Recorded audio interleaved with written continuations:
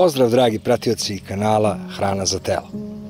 Danas ćemo obraditi jednu jako važnu temu, pošto ne postoji čovjek kome ne bi bilo krivo da ovakav jedan lep cvet na krompiru i ovaj čitav krompir strada u sredini leta kada kreće plamenjača.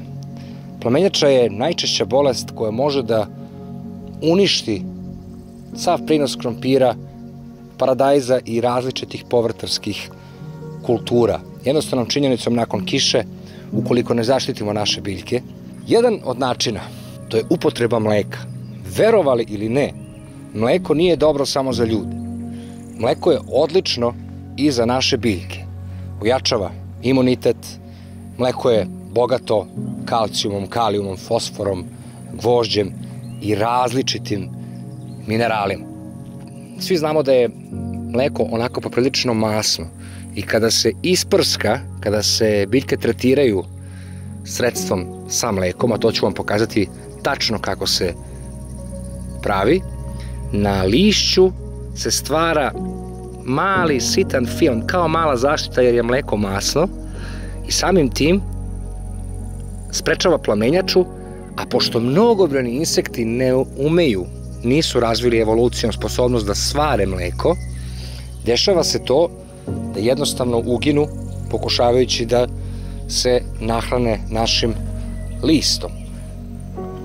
Dakle, ako se mlekom tretiraju naše biljke, a mogu se tretirati razne, paradajz, krastavac, tikvice, paprike i različite druge biljke koje mi uzgajamo. Zamislite da ovaj divni paradajz koji je tek počeo da rađa, da ga eto nešto uništi. Mislim, ja znam koji sam trud uložio u ovu ogromnu baštu. Mogu samo da zamislim kako bi se osjećao da mi se tako nešto dogodi. Dakle, mleko, pored toga što jačava imunitet biljkama, potpomaže tlu i zemlji i samoj biljci da lakše izvlači hranljive sastojke iz zemlje i samim tim bolje raste i bolje se razvije. Sredstvo kojim treba tretirati biljke sa mlekom, a najbolje je prskati mleko s prskalicom u koju sam ja već sipao 1 litar mleka, 10 litara vode. Ako imate ovako neku prskalicu, a savjetujem da kupite, ovo mi je mnogo važno za svakakve intervencije u bašti, tako da nemojte žaliti pare, ovo zaista mnogo znači. Dakle, ide litar mleka i 10 litara vode. Količina vode se može smanjiti do najmanje 5 litara. Ispod toga ne treba ići. Ali kao u svemu ne treba preterivati i možda je najbolje da to ipak bude kao po onome što se savjetuje. A to je 10 litara vode, 1 litar mleka. Ono što možete definitivno dodati u taj rastvor je i soda bikarbona koja takođe u kombinaciji sa mlekom pruža veliku zaštitu protiv patogena, štetočina i naravno ojačava imunitet našim biljkama. Pogledajte ovu šargarepu kako je lepo rodila. I moja mačka obožava šargarepu, je li tako? Kaže, ja jedem samo isključivo meso. Sada ću vam ja pokazati tačno na jednom manjem primjeru kako da napravite smesu za tretiranje povrća mlekom. Dakle, uzmete jednu ovako posudu, pošto pretpostavljam da mnogi od vas će ovaj princip koristiti za, na primjer, zalivanje cveća, tretiranje cveća i tako dalje. Neće svi, niti svi imaju velike bašte, tako da uglavnom ljudima i ne treba tolika količina sredstva. Dakle, uzmite neku činiju ili neku posudu, odmerite prvo naravno vodom da znate koliko treba da bude u čaši tečnosti kako bi ovde sipali zapravo 1:10 ili tih 10 čaša plus 1 čaša mleka. Ako živite na selu, uzmite obavezno sirovo mleko tek pomušeno od krave.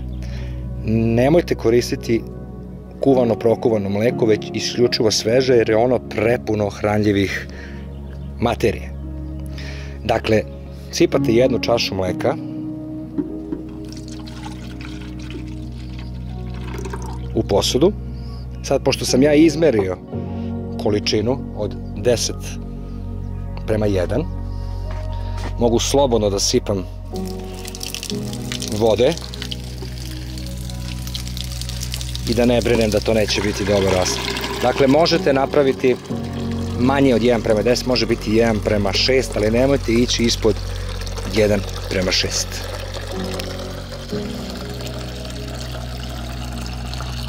To je okvirno to.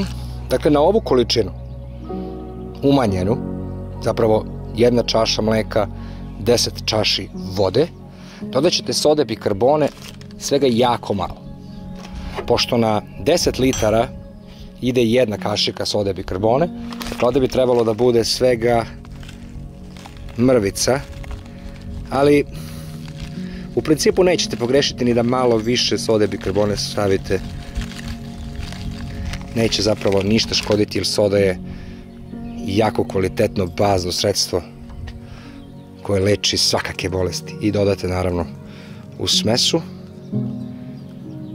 I ova smesa je dovoljna da se s njom zalije vaša biljka koju ste htjeli da tretirate. Može se zalivati direktno u zemlju, najbolje je koristiti prskalice i biljkama preko listova unositi hranu, tačnije prehrana preko listova je možda po meni bolja stvar, jer vrši u jednu stranu i zaštitu same biljke od štetočina, patogena, a biljka će već biti u mogućnosti da sama izvuče hranljive sastojke iz zemlje.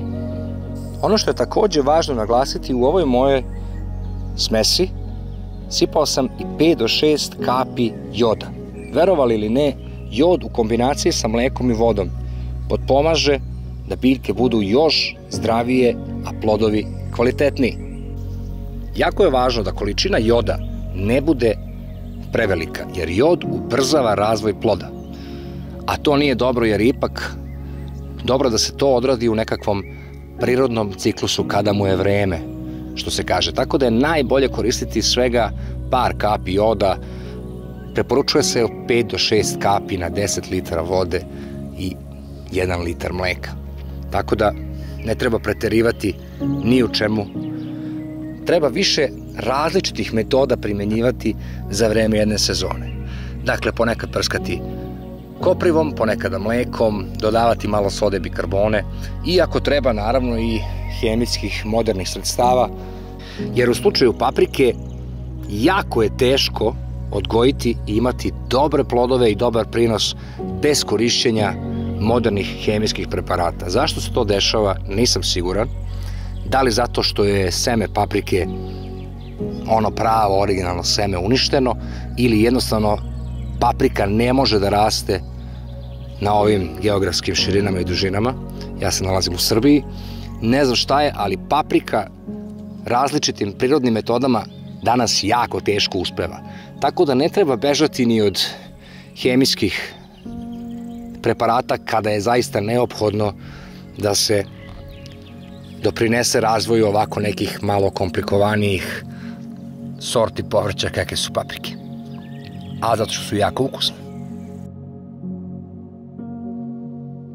Ako vam se svideo ovaj video, podržite kanal pritiskom na dugme prati, podelite video sa prijateljima i rodbinom, pritisnite zvonce i u padajućem meniju pritisnite sve kako ne bi propustili sledeću objavu.